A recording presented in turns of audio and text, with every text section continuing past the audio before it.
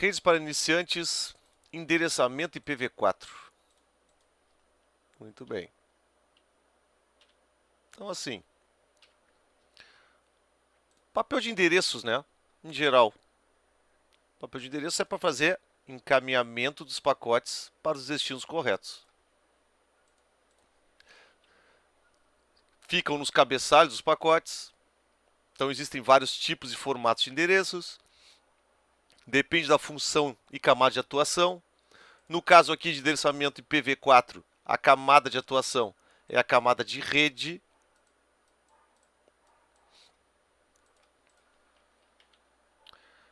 Comunicação local ou remota, então tem diferença dos tipos de endereços quando são usados para comunicação em computadores que estão diretamente conectados ou que estão em outras redes. Os tipos de endereços mais comuns são endereços físicos, né, endereços MAC, que vão alocados na própria interface de rede, endereços IPv4 e IPv6. Nós vamos tratar aqui de endereços IPv4. Vou fazer uma passada, um panorama geral aqui de endereços IPv4. Então aqui tem um exemplo de um endereço que representa uma rede.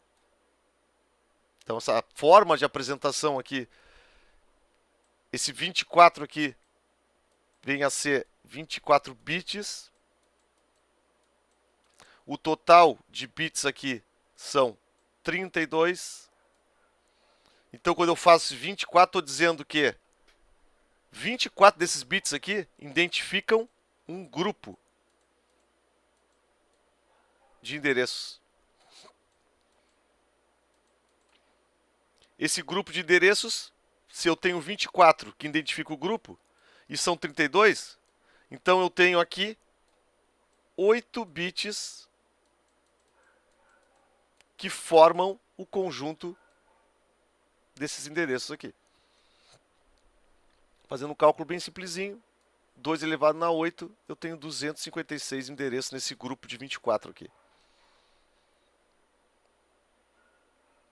Lembrando, isso aqui é para iniciantes, não vou entrar ainda na parte teórica sobre o que está acontecendo aqui. Mas essa representação é muito comum.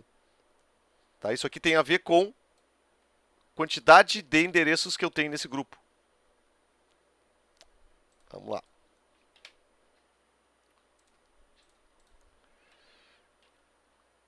Então, IPv4, formado por 32 bits, representado em octetos, então são conjuntos de 8 bits convertidos para decimal. Então, tu vais ter, se são 4 conjuntos aqui de 8 bits, isso é base 2, 2 elevado a 8 são 256 combinações em cada um desses octetos aí. Então, nenhum octeto pode ser maior que 255, porque as combinações vão de 0 a 255. Aqui são 256 combinações.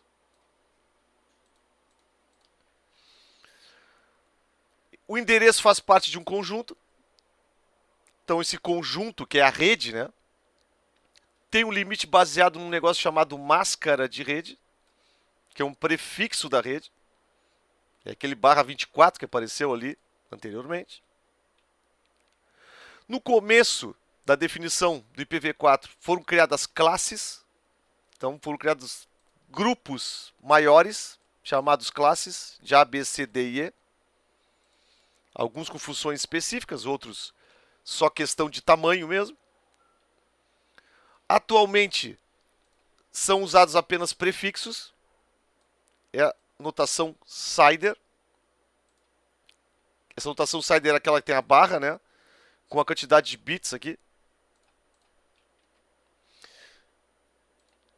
Então essas classes, elas têm a ver com a faixa do primeiro octeto. Então o endereço de 1 a 127 é uma classe A. Falando do primeiro octeto, certo? Então vou pegar um exemplo aqui. Esse P, 192.168.0.5. Que classe é esse cara aqui? Classe C. E esse endereço aqui? 171, 171, 171, 2. Qual é a classe desse cara aqui? Classe B. É 171, primeiro octeto. Então isso aqui tem a ver com a forma como são disponibilizados os endereços, porque cada endereço desse representa um conjunto de computadores, hosts, né, impressoras, equipamentos em rede, que necessariamente não estão todos ligados em conjunto. Não estão ligados diretamente. Então eu tenho que ter uma forma de endereçar esses caras, de achar eles. É isso que faz o endereçamento IP. No caso IPv4 com seu padrão de formato aí. Então outra forma que tem aqui de analisar isso é a partir das RFCs, que são documentos que definem como funciona o protocolo. Então a classe D, por exemplo, aqui, e a classe E, a classe D é para uso de multicast. Então esse cara aqui tem um funcionamento diferente, na verdade. Isso aqui não é um IP de uma máquina, isso aqui é um IP de um grupo. Isso aqui é um grupo de endereços. Então imaginem que um grupo, por exemplo, 224.00010, tenho vários equipamentos que compartilham esse grupo. Quando eu mandar um pacote para esse endereço aqui, todos esses caras vão receber. Então é um pouco diferente, né, da ideia do IPv4, que cada endereço é uma máquina. Não, aqui não é assim. E a classe E, que é experimental, não foi utilizada até então. Alguma parte dela foi utilizada depois aí, mas a princípio não teve uso. Muito bem. Então alguns endereços especiais, né? Por exemplo, o endereço de rede e de broadcast é o primeiro endereço de um conjunto, é o endereço de rede, e o último endereço de um conjunto é o endereço de broadcast. Eles são úteis para roteamento e para serviço na rede. Rota padrão 000/8. Isso é uma representação de saída padrão na rede. O próprio host 000/32. Então são endereços que vão pintar aí na área de redes que tem funcionalidades especiais. Esse endereço aqui, 127.001, que na verdade, isso aqui é uma faixa, isso aqui é uma classe A, que representa loopback. O que é isso? É a própria máquina. Loopback é próprio host. Então quando eu quero acessar minha própria máquina sem acessar a rede, eu uso 127.001. Aqui tem outra faixa de endereços locais.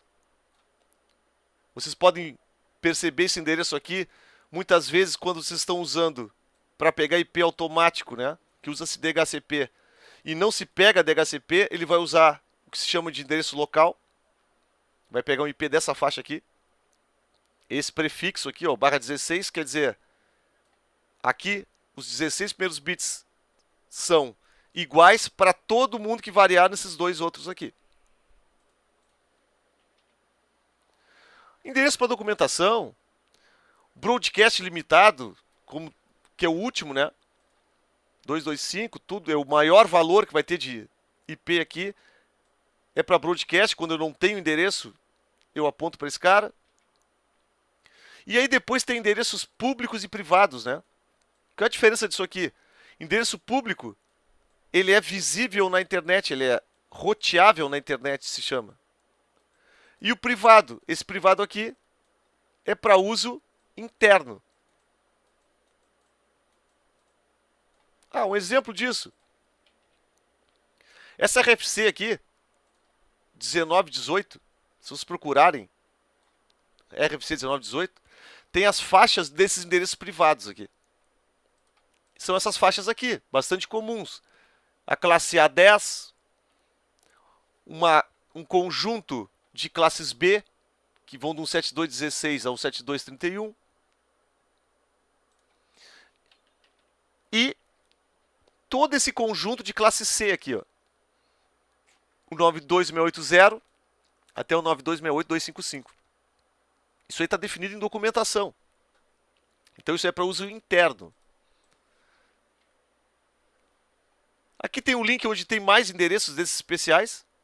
Botei alguns aqui, mas vale a pena dar uma olhada, certo? O IANA, só falando um pouquinho sobre esse IANA aqui, é um órgão de padronização, de registro, que auxilia, né, na internet, que é uma internet que não tem um dono, na verdade, né, são vários donos aí, e esse cara, né, o IANA, é responsável por fazer a parte de alocação de endereços e registro de endereços especiais também.